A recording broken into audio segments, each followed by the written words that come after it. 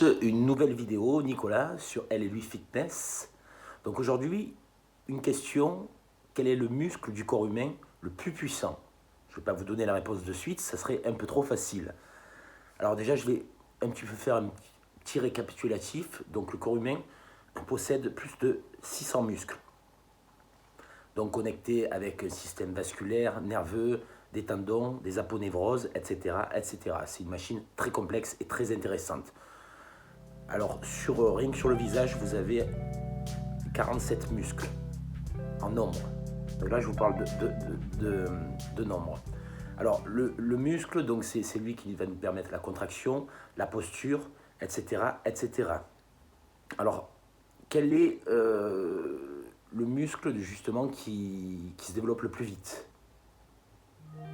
Alors, le groupe musculaire le plus facile à développer est celui des jambes. Alors la plupart des gens n'aiment pas trop travailler justement les cuisses, les mollets, les fesses, les adducteurs, les abducteurs, les ischio-jambiers, car c'est assez éprouvant. Ça consomme beaucoup d'oxygène, beaucoup de glycogène.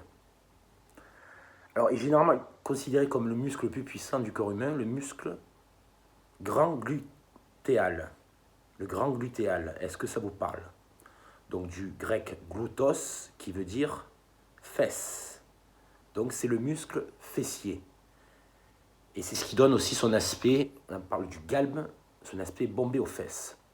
Alors pourquoi, une petite histoire, pourquoi ce muscle est très puissant? Ou ce groupe musculaire, on va dire, parce qu'il y a le muscle petit glutéal, donc petit fessier, le muscle moyen glutéal et le muscle grand glutéal, donc le grand fessier.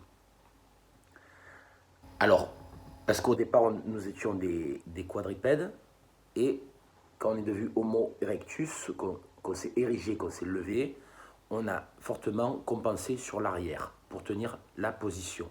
J'avais fait déjà une vidéo en anatomie, donc sur les cervicales et sur le fait que nous avons des douleurs, que nous avons des lordoses, fausse lordose, pour compenser justement la pesanteur.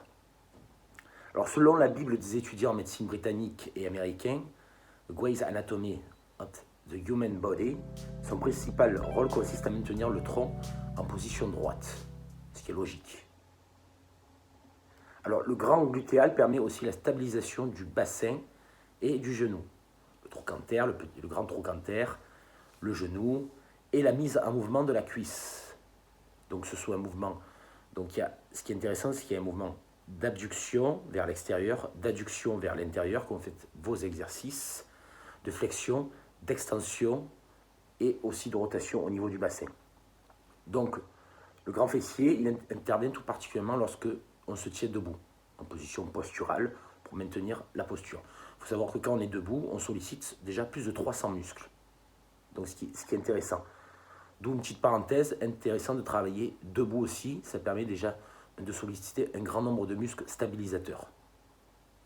Alors, il y a des sports comme le cyclisme, les sports de glisse et d'autres sports qui font intervenir de manière prépondérante le grand fessier. Après, il existe des exercices donc comme le squat, c'est flexion. Donc, si on descend en position beaucoup plus basse, il y a les fentes aussi et d'autres exercices de finition. Mais là, ce n'est pas l'objet de cette vidéo. Là, on est plus sur la rubrique anatomie. Vous pouvez voir dans ma playlist anatomie, nutrition, physiologie, etc. etc. Alors, c'est vrai qu'en général, les gens vous auraient dit la langue. Le muscle le plus puissant du corps humain, la langue. Il y a la mâchoire aussi. Et ça, c'était une croyance urbaine, on dirait, qui a été finalement contredite par la science. Mais souvent, on pensait que c'était la langue qui était le muscle le plus puissant. Alors, en termes de puissance absolue, c'est en effet le grand muscle fessier qui détient le record. Une donnée non négligeable, car il a pour rôle de nous maintenir, comme je l'ai dit, debout et de tirer la cuisse vers l'arrière pendant la marche ou la course. C'est aussi lui qui nous permet de nous relever quand nous sommes assis, avec justement l'intervention de la sangle abdominale, qui est aussi un muscle très puissant. Donc très sollicité, le grand muscle fessier est ainsi le plus volumineux du corps humain, qui donne à la fesse l'essentiel de sa forme. Alors, pour en revenir justement à ce qui nous intéresse, à la musculation, je vous ai parlé des fentes, des squats, des fentes bulgares, du soulevé de terre aussi. Et c'est le squat qui permet de le développer avec d'autres exercices. Et à savoir que le record de cette discipline, qui fait grandement intervenir ce muscle, est détenu par le Finlandais Jonas Rantanen. Donc il a soulevé 575 kg, ce qui est énorme. Voilà. Donc pour vous dire la puissance de ce muscle. Voilà. Donc je termine avec cette vidéo. Vous pouvez vous abonner, activer les notifications, mettre des j'aime et des commentaires. C'était Nicolas sur LA8 Fitness. Je vous souhaite une excellente soirée et continuez à vous entraîner.